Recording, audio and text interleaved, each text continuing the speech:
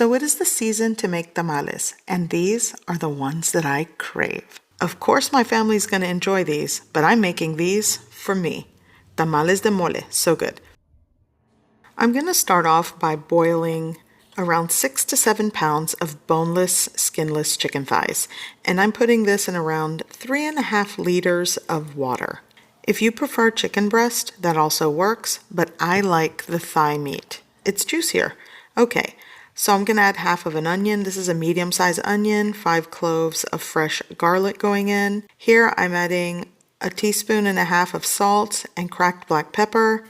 I'm also going to add some chicken bouillon powder, around 1.5 tablespoons, and some bay leaves.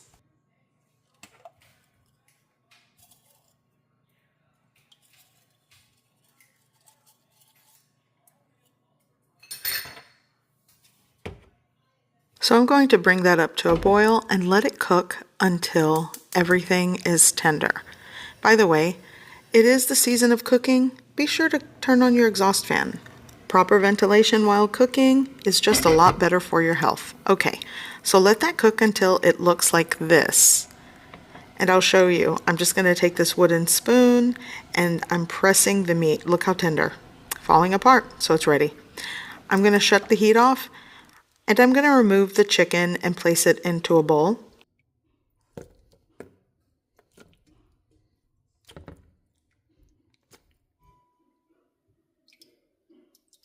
So here I have all of the cooked tender chicken. Now I'm going to just strain the broth because that is going to go into the masa.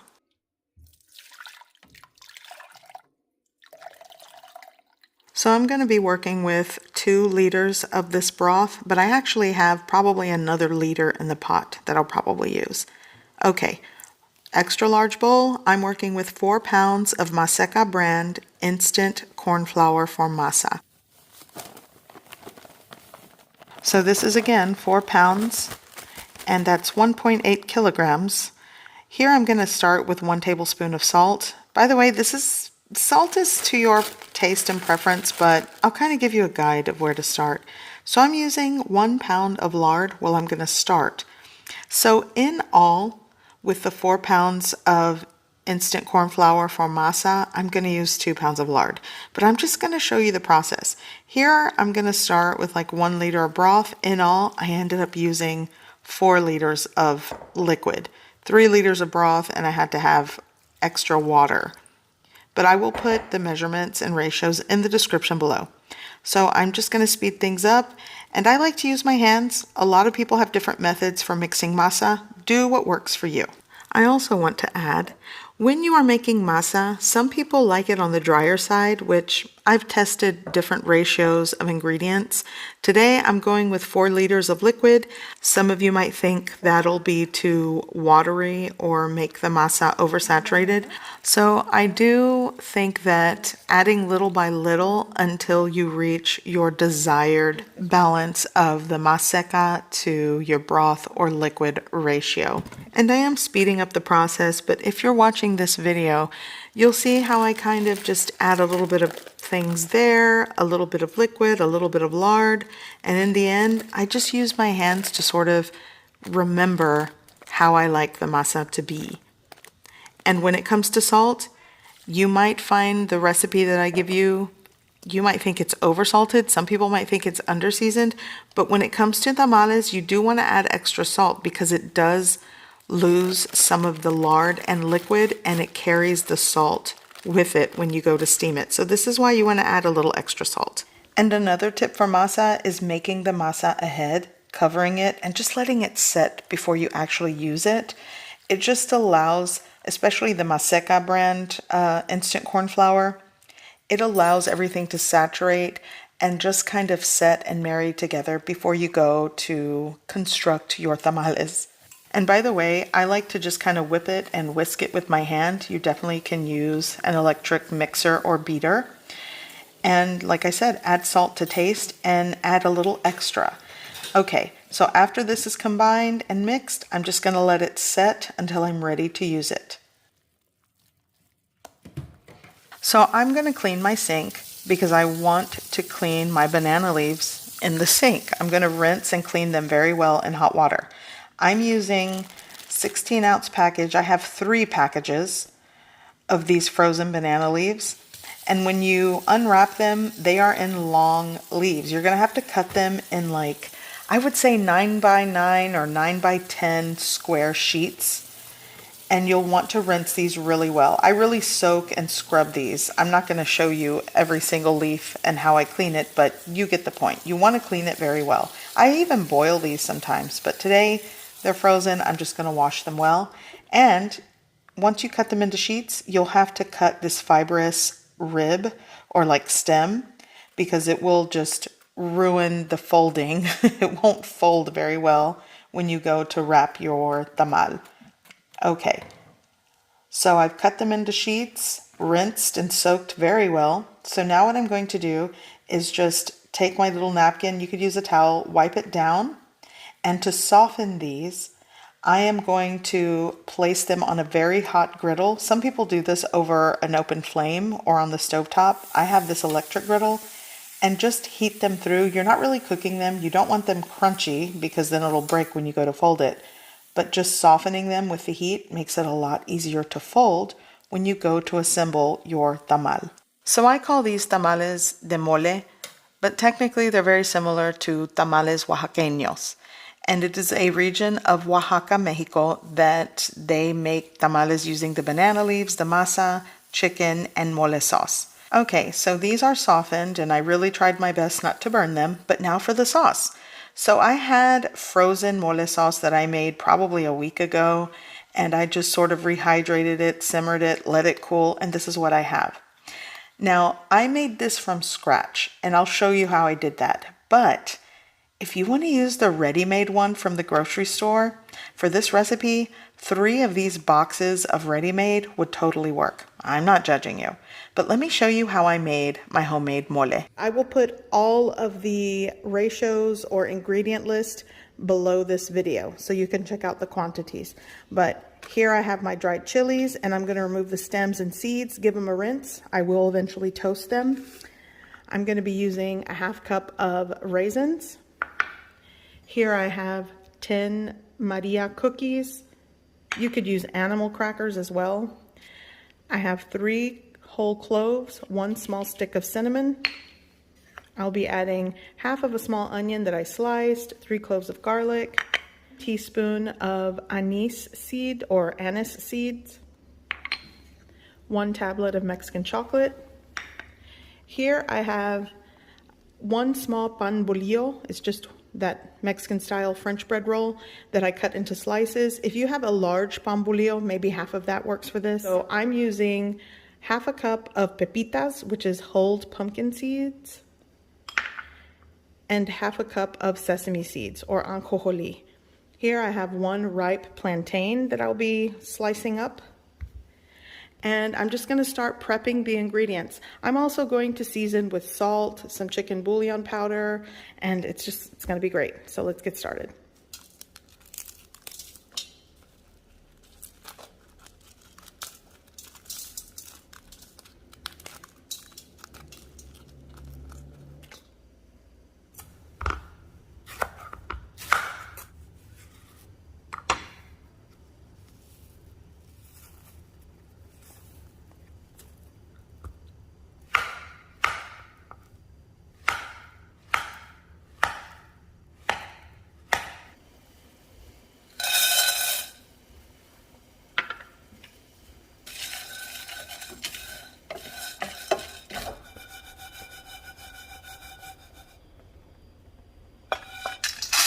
Okay, now for those sesame seeds, and these will go quick.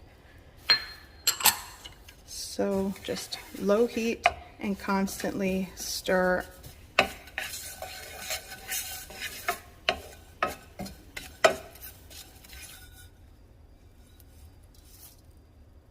Okay, so now for the next part, I'm going to actually start frying some of the ingredients.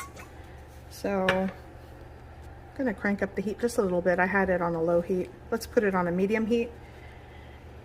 And I'm going to start by frying the bread pieces.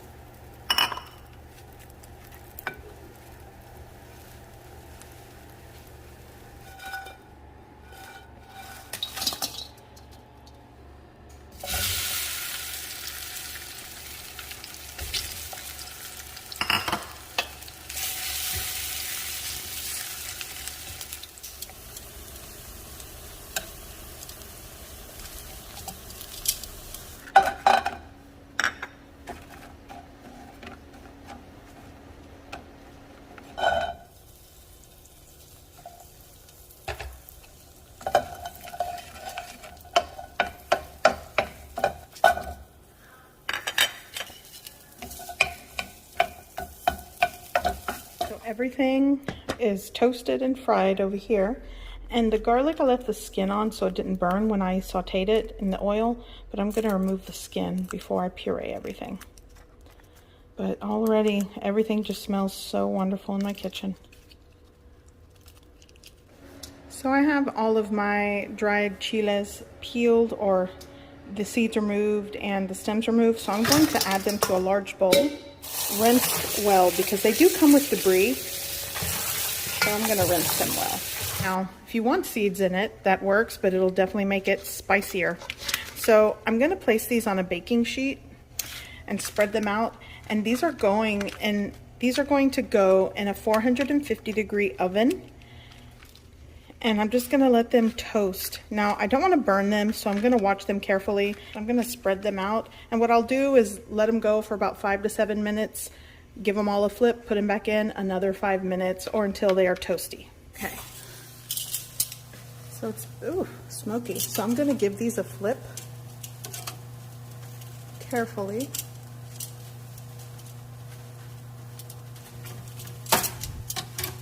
Okay, still going in. So I am going to actually soak my toasted chilies in the broth. So I'm just going to ladle out some broth, and I'm going to submerge the chilies and let them soak to get soft and pliable before I puree them. And I will be using the broth, the soaking liquid, into the mole sauce eventually. It's just going to be extra layers of flavor. So here are my toasted, roasted chilies. I'm going to add them right into this bowl, carefully because they still are kind of hot. I'm going to add my hot broth right on top.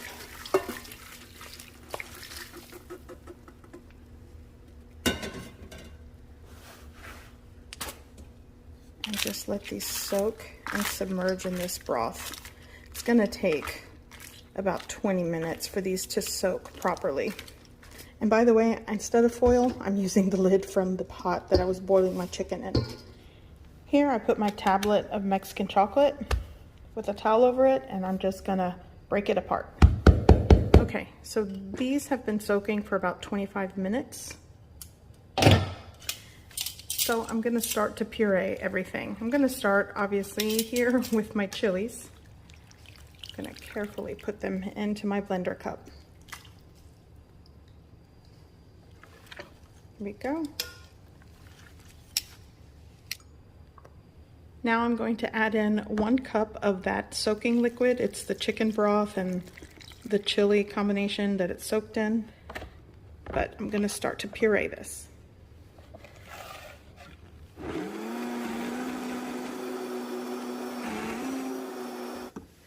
So I'm gonna add some more. It looks like it's gonna take at least 2 cups of this liquid to get things going. It's a lot of chilies to puree, so I get it. And there's some more in there.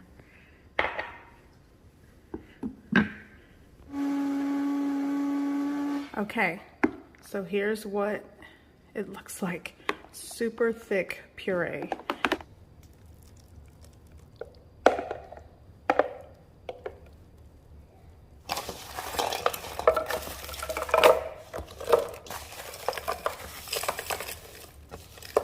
Maybe I should do this in batches. I'm going to add 1 cup of the chicken broth.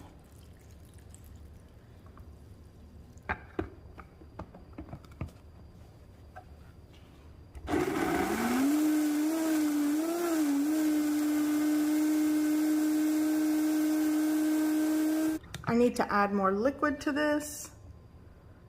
So I'm going in with another cup. Already that's 2 cups of broth.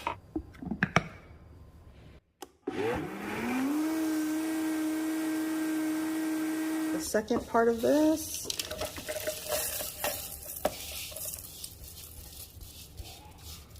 And for the chocolate, I've crushed it. Add 1 cup of broth again and puree well. Okay, so here's all of my pureed chilies with that broth, the soaking liquid broth, And here is the rest of my ingredients that I added chicken broth to and pureed well. And I added a little more chicken broth and just got anything that was left behind in the blender. Any residual sauce that was there, I blended it with around 2 cups of the broth. So I'm ready to put this in a pot and simmer. Or the puree, the chili puree. The puree ingredients going in.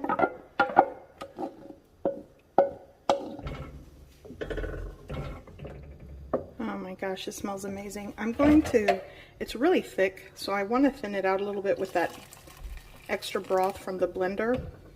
I'm going to add some salt to taste. Just maybe give it a mix and just continue to stir, combine, and simmer. So I want to go over when you adjust things to your preference in this sauce.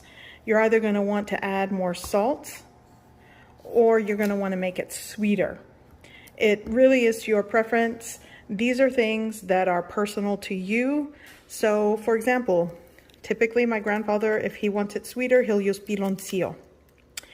This is a cane sugar that's like really hard. You have to kind of shave it or chop it up. Now, if you don't have piloncillo, dark brown sugar works. Now, if you want things saltier, you feel like it needs to have a little more salt, add salt. Or some people really like to use the chicken bouillon powder. I added the bouillon powder to my broth, so if I need things to be saltier, I'm probably just going to add salt. But again, it is up to you. Okay, so I've already added a 1/4 cup of dark brown sugar, and I'm going to add a 1/2 tablet of the Mexican chocolate. And like I said, I thought it needed more of the chocolate and sugar. You guys might think it's okay, so the taste is up to you. But I'm just going to continue stirring and simmering this for 30 minutes, and then it'll be ready to serve.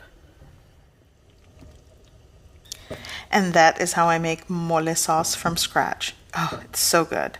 So now it's time to assemble. You're going to take a banana leaf, and banana leaves, much like corn husks, have a rough side or where you can kind of feel the texture of the leaf. And if you flip it over, that is the smooth side. That's the side we're going to build this tamal with. Here I have my chicken, my masa is ready, so is my mole sauce, and it is cooled, so it has thickened a bit, which is fine. That works for me. Now let's put this together. So my masa, I'm just going to give that a mix. And the ratios of like masa to chicken and sauce, like I always say, it's up to you. You want it extra saucy? Great. Just remember, I don't tie these, so the sauce can come out. So add your masa to the center, kind of like in a circular disc shape. And if I had to guess how much I put here on this leaf, maybe a 1/3 cup of masa. And now I'm going to add like a tablespoon of the mole sauce onto the masa. And when it comes to the chicken, you can shred it. I'm just going to leave it in chunks and just sort of divide it with my hands here. If you want to add mole and the chicken shredded, that also works with this. So another tablespoon of the sauce on top of the chicken. And now I'm going to show you how to wrap it. And because they are softened and cleaned, it makes it a lot easier to wrap without breaking and tearing the leaf. So I like to double or triple fold it, and then you kind of create the sides and fold that under. And see how the sauce came out? Yeah, that was my mistake, but I'm going to clean that up. And that's how you fold these. You can tie it down. Some people like to wrap them in foil. I don't. And it works. So more masa. You're going to add the mole sauce to the center, like a tablespoon. And then just add chunks of chicken. Like I said, shred it if you like. It's up to you. But I like the tender morsels of chicken, sauce, and masa. And then you fold it in half. And you fold it twice, and then under, you tuck it under, just like that. And I'm just going to repeat the process. And of course, it takes a couple of tries to get into the groove of things. So don't stress out if like the first one is a disaster. It happens to me all the time. And if you want pork meat with this, that also works. And if you don't want mole, make your favorite red chili puree. It also works with this style of tamal. It's just, literally, it's my favorite. Okay, Gonna wrap that up again, and here's a closer look for those of you that really want to see what I'm doing here. You just kind of fold over like 2 or 3 times, and then here's a better way so you don't spill out the sauce. You tuck one side under carefully, and then you kind of look into it and see kind of where the masa and sauce end, and then that's where you fold. And of course I realized that like after the 3rd or 4th one. So there you go. A beautiful holiday present and gift. It's my favorite kind. Here's what I'm left with. And actually my son and husband kept eating the chicken, so there's masa left. But it's okay, I think I did pretty good. I have some mole sauce left, no worries. I'm gonna use that as well. But now it's time to prep these pots. So I have water at the bottom of this large pot. It's the one I boiled the chicken in. And I'm gonna place a steamer basket or this like steamer plate, this metal plate at the bottom. And then I'm just going to stack these with the folded part down. You don't really have to tie these, and you don't have to wrap them in foil. The banana leaf does its job if you wrap it right. So I can't put too many, and you don't want to touch the edge of the pot either. You have to be kind of careful with that. You don't want things to burn. So last one going in, I'm just going to place that just like that. And then extra banana leaves on top because I don't want the tops of these touching the lid. Again, you really don't want to burn the leaf before the tamal has a chance to cook. So just tuck that into the sides. And then I'm going to cover with a lid, and this pot is ready. Not many went in there, but I have a 3-tiered pot that I'm going to use. This is actually a dumpling or steamed bun pot that I've had. It works great with tamales, so that's what I'm doing. And I've already added the water at the bottom. And then I just sort of stack these around. And I always say this, if you are steaming your tamales and you pack the pot tightly, it's just gonna take a longer time to cook. So cook time does vary. Okay, so just keep stacking these. This is a 3-tiered pot, so it takes some time.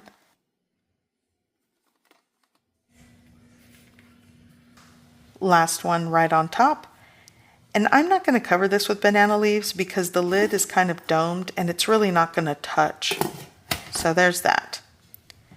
So now these are ready for the stovetop, and actually, because this is going to take a long time to cook, I'm going to turn my exhaust fan on.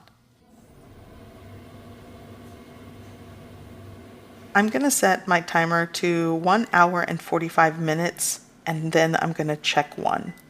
But like I said, cook time always varies.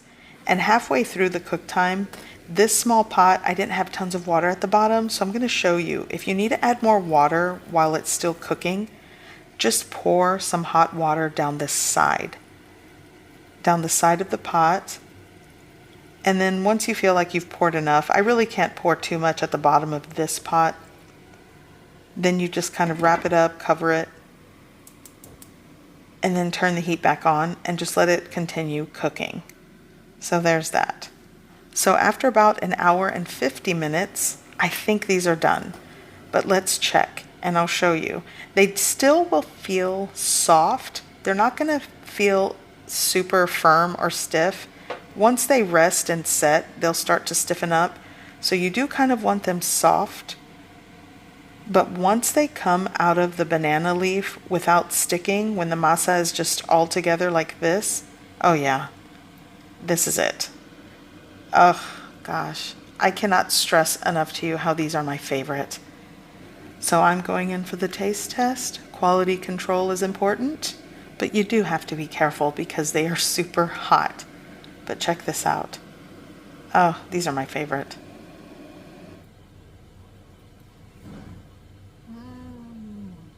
Okay, so they are definitely done, and I'm going to remove all of them from the pots that they cooked in onto a baking sheet to let them set.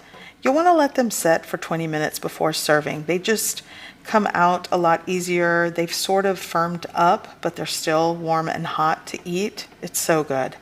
And if you want a thinner ratio of masa to meat, you can adjust that. You can definitely do what you prefer. In all, this recipe will yield somewhere like 60 to 65 tamales. So I hope you give this recipe a try. I hope you like it, and thanks for watching.